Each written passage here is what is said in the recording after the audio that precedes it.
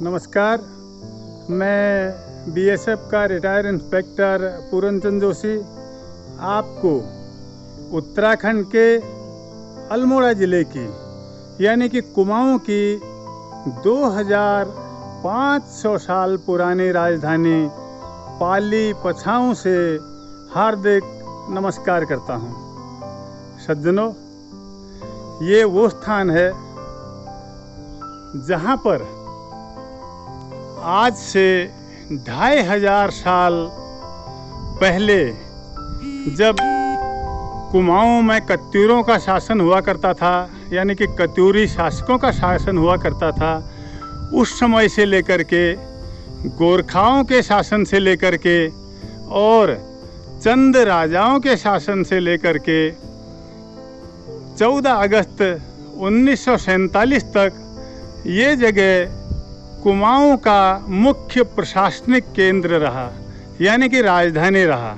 सारे प्रशासनिक कार्य यहीं होते थे और जज यहीं बैठते थे, कोर्ट और कचहरी यहीं पर चलती थी, स्कूल यहीं पर था और जेल यहाँ पर थी, फांसी घर था। उस समय राजाओं के बाद जब भारत में अंग्रेज आए, उन्होंने भी कुमाऊं की राजधानी इसी पाली पछाऊं को ही बनाया और जब उनका केंद्र अल्मोड़ा बना तो इसको एक तहसील के रूप में रहने दिया गया, जिसको उस समय परगना के नाम से जानते थे। तो जब भी हम अपने पत्रों में पता लिखते थे, एड्रेस लिखते थे, तो अपना नाम, गांव का नाम, पोस्ट ऑफिस और उसके बाद पट्टी, और जब परगना आता था, तहसील नहीं लिखा जाता था, परगना आता था तो परगना पाली पछाऊं के नाम से लिखा जाता था। और यहाँ के 50 किलोमीटर दायरे से लगभग बच्चे यहाँ पर पढ़ने के लिए आते थे। प्रशासनिक अधिकारी यहीं बैठते थे। और ये मेरे सामने जो आप बिल्डिंग देख रहे हैं, ये अंग्रेज़ों के टाइम की बनी हुई बिल्डिंग है और आज भी जैसे कि तैसी खड़ी है। इसी में उनकी कोर्ट चलती थी। और ये जो मेरे सामने अब दरवाज़ा देख रहे हैं, ये यहाँ के मुख्य जज का कक्ष हुआ करता था और जो यहाँ पे वकीलों का चैम्बर होता था, जहाँ पे वकील लोग अपने बैठते हैं, अर्जनवेश लोग बैठते हैं, वो आप ये पीले रंग की बिल्डिंग देख रहे हैं, जो आज राजकीय इंटर कॉलेज पाली के नाम से है। यहाँ पर उनके चैम्बर और वकील लोग बैठा करते थे और वो बिल्डिंग आज नहीं है, उसकी जगह पर इंटर कॉलेज खड़ा हो गया। और ये भी, इसकी भी स्थापना 1901 की है।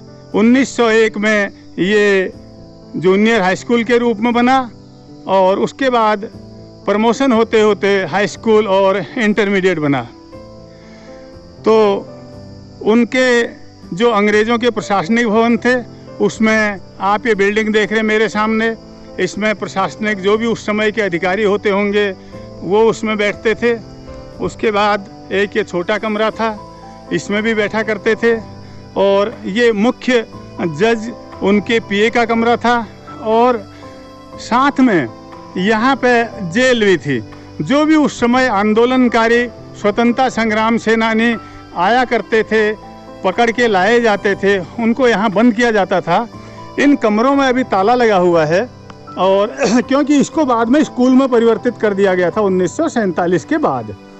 तो ये जो कमरा है, ये जेल का कमरा है। इसमें जो भी उस समय के कैदी आते थे, ज़्यादातर स्वतंत्रता संग्राम सेनानी नहीं होते थे, वो इसके अंदर बंद किए जाते थे। और ये जो बगल वाला कमरा है, ये फांसी घर था। और उस समय फांसी को कोई छिपा के नहीं दिया जाता था और जो यातनाएं दी जाती थी कैदियों को, वो इतनी तड़पा के दी जाती थी ताकि दूर दूर तक उनकी तड़प की आवाज़ को, उनकी करुण क्रंदन को, उनकी वेदना को लोग सुन सकें और अगल बगल के कमरों के कैदी सुन सकें, ताकि वो उस ज़माने के जो अंग्रेज़ों के कागज़ों में अपराध हुआ करते थे, उन अपराधों से दूर रहें।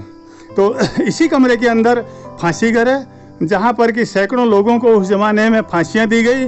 उत्तराखंड में कहीं से भी कैदी आते थे, उनको यहाँ पे लाया जाता था। मैं आपको दिखाऊंगा। आज ये जीर्ण क्षीण और बंजर अवस्था में ये पड़ चुका है। उस समय की ये कैद खाने की आप जाली देख रहे होंगे, जिस पे ये पूरा जाली टाइप का बना हुआ है। और मैं आपको फांसी घर दिखाऊंगा। फांसी घर सामने से ताला लगा होने के कारण मैं नहीं दिखा पा रहा हूँ। और अगर आप मैं इसके पीछे जा रहा हूँ, ये जाना बड़ा मुश्किल हो रहा है। यहाँ पे पूरी झाड़ियाँ और कांटे कूटे हो रहे हैं। तो ये जो खिड़की है कैद खाने की है, इसमें कैद खाना था अंदर, जो मैंने बाहर से ताला लगा हुआ दिखाया। और फांसी घर का रूम मैं आपको दिखाता हूँ, जो मुझे यहाँ स्थानीय लोगों द्वारा बताया गया। और ये बहुत ही मुश्किल हो रहा है। यहाँ पर बिच्छू की झाड़ियाँ हो रही हैं, जिसको हम सिसोन कहते हैं कुमाऊँ में। ये सिसोन की झाड़ियों को मैं हटा करके यहाँ पहुँच रहा हूँ।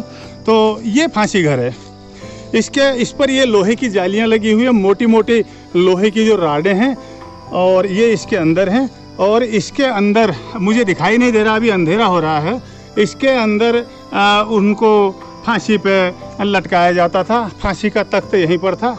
और उसके बगल में भी पीछे से आप एक मकान देख रहे होंगे, ये भी इनका एक प्रशासनिक भवन हुआ करता था उस ज़माने में। तो ये पाली पछाऊँ के नाम से जाना जाता है। और अंग्रेज ही इसको अपने टाइम में आज़ादी से पहले, जब रानीखेत शहर की स्थापना हो गई, तो कुमाऊँ रेजिमेंटल सेंटर बन गया और वहाँ पे सारे प्रशासनिक कार्यालय बन गए।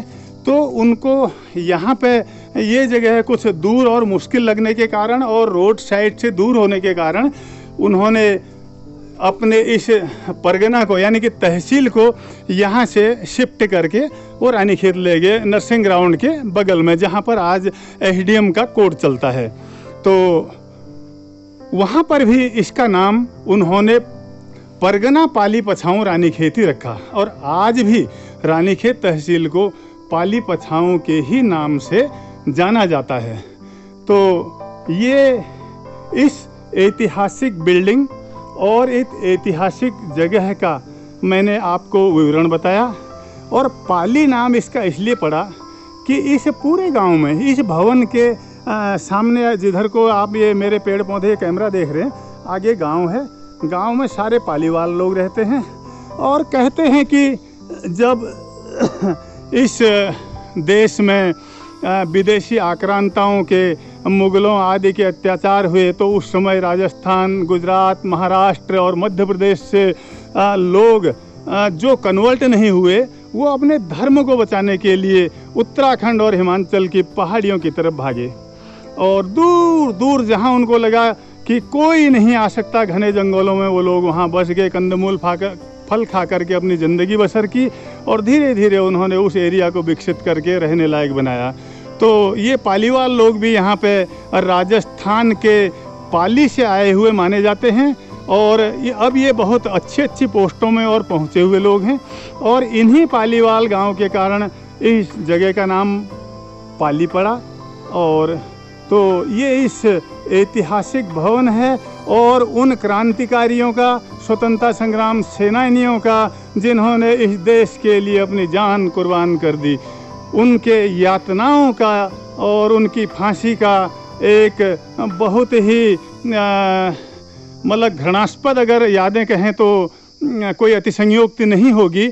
और हमें उनकी याद आती है जिन्होंने यहाँ पर फांसी के रूप में अपनी जान गंवाई, या कैदी के रूप में उन्होंने यातनाएं भोगी।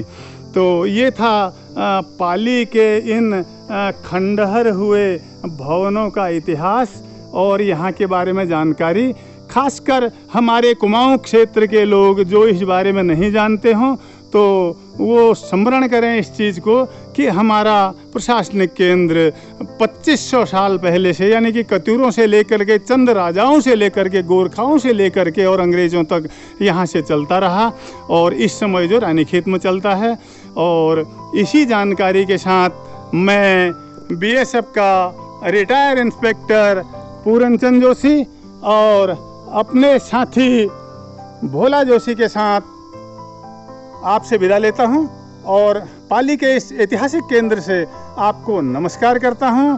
और आपको वीडियो कैसा लगा, इसके बारे में अवश्य कमेंट करें, और लाइक करें, शेयर करें, सब्सक्राइब करें, और मेरे अगले वीडियो का इंतज़ार करें। नमस्कार, धन्यवाद।